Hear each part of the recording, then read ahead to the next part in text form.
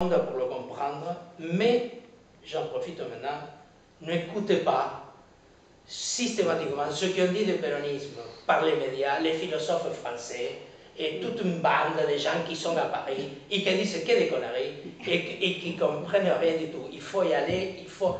Tu parles de BHL? Très beaucoup. C'est les mêmes gens, style, évidemment, maintenant ils sont gérés, ils sont positionnés, c'est Vargas Llosa, le génie du libéralisme, ami intime avec la Margaret Thatcher, c'est lui, ami de Bernard-Henri Lévy, qui gère toute cette histoire-là, qui est versée sur le peuple français, sur les intellectuels français. Je vous invite à devenir un petit peu péroniste, pour rentrer dans l'histoire et voir jusqu'à quel point c'est le seul mouvement, le premier mouvement en Amérique latine qui a donné des droits aux travailleurs. Il a donné le droit de vote aux femmes. C'est-à-dire que tout ce qu'on salue du Front populaire en France, qu'on salue du Front en Espagne, quand c'est Péron qui le fait, alors c'est du fascisme. Il faut faire attention. Non, mais c'est ce qu'on dit. Je ne dis pas où. Je ne dis pas où, je vous en prie.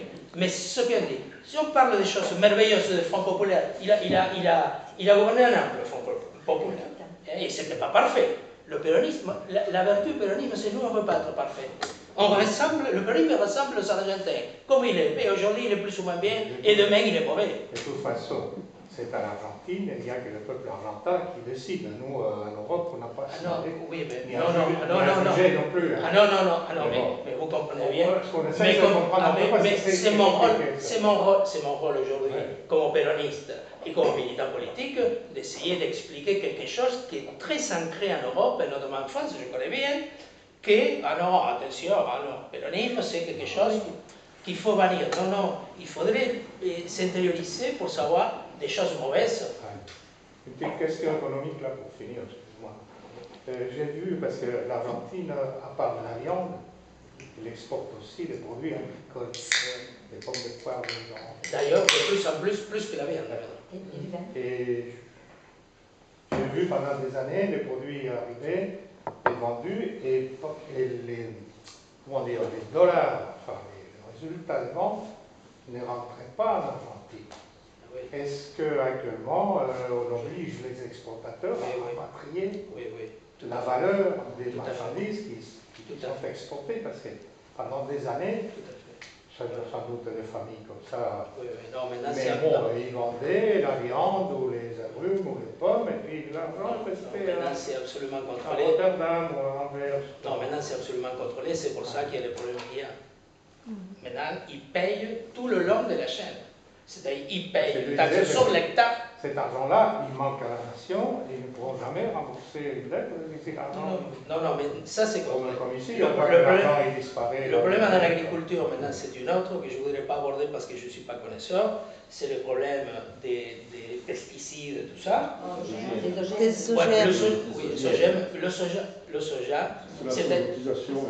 Le soja, il a été cultivé dans les années 90, donc quand il y a des millions d'hectares qui ont été vendus, et donc couper le soja aujourd'hui, ce n'est pas une excuse, je ne connais pas trop le sujet, donc je ne voudrais pas dire des conneries. Couper le soja, ça serait enlever une assiette de nourriture au peuple argentin. Il va falloir changer. Je vous assure qu'à l'intérieur de notre mouvement, il y a des positionnements contre Monsanto, contre les pesticides, c'est clair et net. Donc aujourd'hui, il y a ça qui commence à sortir à la surface, mais vous savez comme moi que l'écologie dans les pays, ou bien pauvres, ou bien riches, mais en train de sortir d'une crise, c'est des sujets très compliqués. C'est des sujets compliqués en Europe, donc, mais je vous assure, si vous tranquillisez de manière ou d'une autre, nous sommes tous concernés par ces sujets-là, et nous que nous habitons en Europe encore plus, mais en Argentine, les gens qui sont concernés, je pense qu'il faudrait, aux prochaines élections présidentielles, que ça fasse partie du programme de faire quelque chose là-dessus. Sinon, nous, étant donné qu'on est tout petit, on va le proposer, on va essayer de le faire proposer par des agrupations plus importantes que la nôtre, parce que nous, on est vraiment petit, on habite à 10 000 km, mais il y a une préoccupation réelle là-dessus, parce qu'il y a des problèmes de santé graves. à cause des pesticides. Et le biocarburant, il y en a beaucoup. Oui, mais pas autant que le soja. D'ailleurs, le soja, il a déplacé le bétail. Il a déplacé le bétail.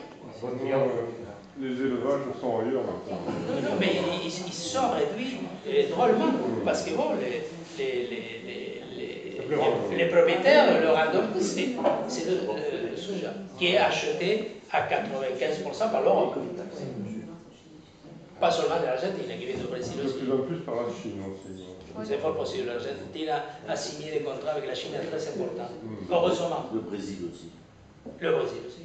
Le Brésil aussi. Oui. Tout à fait. Quelle est la force politique qui peut vaincre le Frente para la Victoria? Aucune. Aucune, non? Non. Ils sont assurés d'avoir la majorité.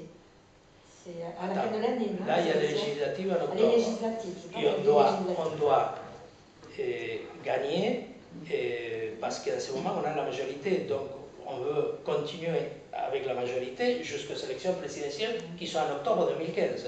Ça va être compliqué. Mais non, mais gagner les élections, il n'y a aucune force parce qu'en plus, ils sont éparpillés, ils ne sont pas des programmes, ils sont dans le bellicisme verbal à continu, sans un programme sérieux. C'est des gens qui ont changé de parti, c'est pas consistant, il n'y a pas d'argument, il n'y a que des critiques.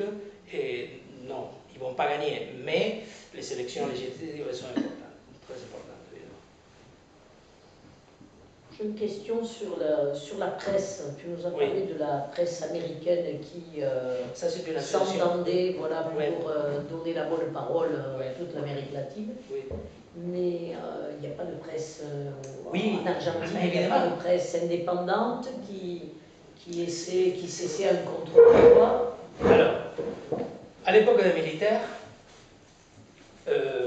les militaires, ils sont séquestrés, torturés et tués. Un consortium, tous les gens qui faisaient partie d'un consortium qui détenaient à l'époque le papier pour fabriquer les journaux. À l'époque, il n'y avait pas Internet. Donc, c'était un consortium dans lequel une partie appartenait à une société qui était divisée en plusieurs sociétés à l'intérieur, une autre partie appartenait à l'État, etc., etc. Donc les militaires, ils sont séquestrés, tout le consortium, ils sont torturés et tués pour que ces gens-là, ils signent les droits qui sont passés aux propriétaires des journaux d'aujourd'hui, qui savaient à l'époque déjà des journaux, on va dire de centre, non, une idéologie des centres, et que ces médias-là, qu'en même temps, parce qu'ils avaient une position dominante, ils sont après achetés des canaux de télévision, les radios, etc. Donc aujourd'hui, ils dominent tout.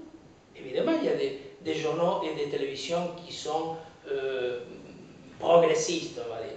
Mais ces gens-là, ils détiennent tout. C'est pour ça qu'il y a cette loi qui a été votée et qu'on n'arrive pas à mettre en place. Depuis 3 ans, on n'arrive pas. Et la loi, qu'est-ce qu'il dit la loi? C'est qu'on peut pas, qu'il faut partager le gâteau. C'est-à-dire qu'il faut que ces gens-là, ils lâchent les journaux et les canaux de Le télévision. monopole. Hein? Qui lâche le monopole. Qu'il lâche le monopole, que ça soit partagé par un concours, etc.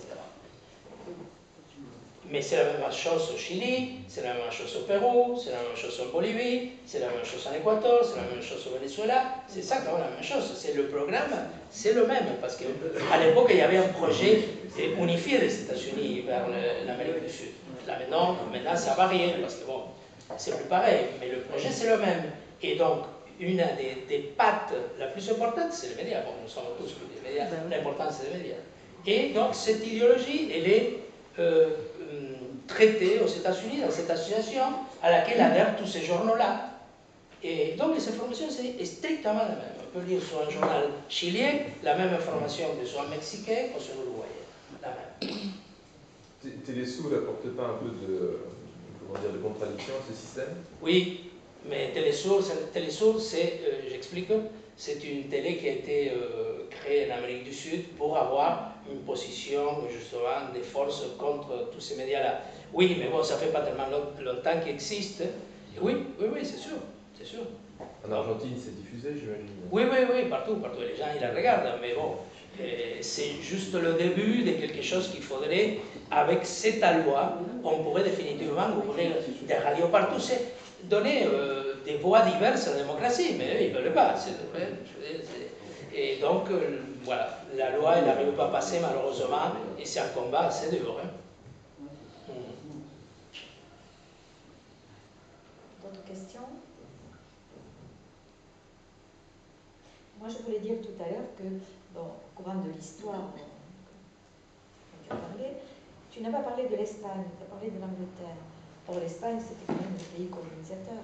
Oui, mais quand l'Argentine se libère de l'Espagne, donc grâce à Napoléon, en quelque sorte, et quand l'Argentine se libère de l'Espagne, les puissances coloniales qui se disputaient la région, c'était la France et l'Angleterre. D'ailleurs, ils s'y alliaient de temps en temps pour combattre les fédéraux. D'ailleurs, ils sont unis, l'Angleterre, peut-être ici en Europe, ils se battaient, mais là-bas, ils se mettaient d'accord. Donc, ils se sont mis d'accord pour contrôler le Rio de la Plata, tout le commerce qui se faisait, et contre les fédéraux. Et les unitaires, ils s'appuyaient, cette union entre les Anglais et les Français, et les fédéraux, ils luttaient, mais à cheval, hein, avec les lances, c'était très précaire. Et non, donc c'est l'Angleterre qui a dominé, avec un détail très important. Donc on parlait de l'époque de la signature du prêt 1826 jusqu'à 1904 que l'Argentine a fini de payer et jusqu'à 1945 que finalement Perón il casse un peu cette dynamique. Et les Anglais, jamais ils sont mis en pied en Argentine. C'est-à-dire pendant que les autres puissances coloniales ils avaient besoin d'envahir, de tuer, de contrôler, de rester sur place, l'Argentine ils n'avaient pas besoin. C'est-à-dire avec les alliés puissants qu'ils avaient, ils n'avaient pas besoin, ils n'ont jamais eu l'idée de faire une invasion, sauf aussi le Malvinas, que d'ailleurs, avec le prêt qui commence en 1826, en 1828, 2 ans après, l'Argentine ne pouvait plus payer. Donc l'Argentine avait commandé la construction de 2 navires de guerre au Royaume-Uni, et donc les bateaux étaient en construction au Royaume-Uni. Donc comme l'Argentine, 2 ans après, ne pouvait pas payer, l'Angleterre prend les bateaux, et 2 ans après, ils s'envahissent les îles Malvinas. De toute façon, avec le gouvernement qu'il y avait, je ne pense pas qu'ils sauraient dépêcher les bateaux pour aller combattre les Anglais, parce que c'était des associés dans l'affaire. Mais regarde jusqu'à quel point. C'est-à-dire les 2 bateaux, les 2 premiers navires de l'époque moderne, ils étaient en construction, et donc 2 ans après, l'Argentine ne peut plus payer. Donc on voit bien de quelle manière les Anglais, ils se démarraient. Oui. Mais il vient de faire un référendum, là. Comment? Ils ont fait un référendum pour choisir l'Argentine. Oui, bon, il y a le carnaval de Nice, il y a le référendum, il y a beaucoup de choses. Oui. Voilà. C'est comme à toi, si on te demande si tu veux être supporter de l'USAP, qu'est-ce que tu dis que non? Je ne sais pas. Mais quand même à remarquer que lorsque les militaires, qui se voyaient mal à la fin de la dictature, n'ont pas trouvé d'autre idée que d'aller envahir les Malvinas. Ils auraient dû se renseigner auprès des États-Unis avant de... J'ai l'impression que les États-Unis, ils ont laissé tomber carrément les militaires. Apparemment, ils sont arrivés, ils ont fait leur temps, les Américains, ils ont dit, on va laisser qu'ils aillent attaquer les Anglais parce que... C'est-à-dire que seulement dans la mentalité... La question, c'est qu'ils ont quand même réuni un appui total de la population. Du coup, des gens dont le fils était disparu et assassiné, ils se sont tous mis à dire la Malvinas. On reste un peu malin parce que c'était un fumage. C'était pour détourner l'attention du peuple de la et il marche. Ouais, c'est étonnant. Malheureusement, dans l'histoire argentine, dans l'histoire de tous les peuples, dans les histoires de tous les peuples, il y a des moments qu'on se pose la question, qu'est-ce qu'ils font? Donc, j'ai eu la chance, entre guillemets, d'avoir parti de l'Argentine avant ces événements-là, que je trouvais évidemment lamentables. Et c'est vrai que ça a été un peu comme ça, mais je vous dis en même temps que pour remplir une place avec des gens qui crient, qui s'appuient n'importe quoi, on peut le voir tous les jours partout dans le monde. Ouais. Mais bon, malheureusement, c'était la fin d'une dictature sanguinaire et une guerre. Je coïncide avec vous, et que c'était lamentable. J'étais à l'Espagne, j'ai regardé ça à la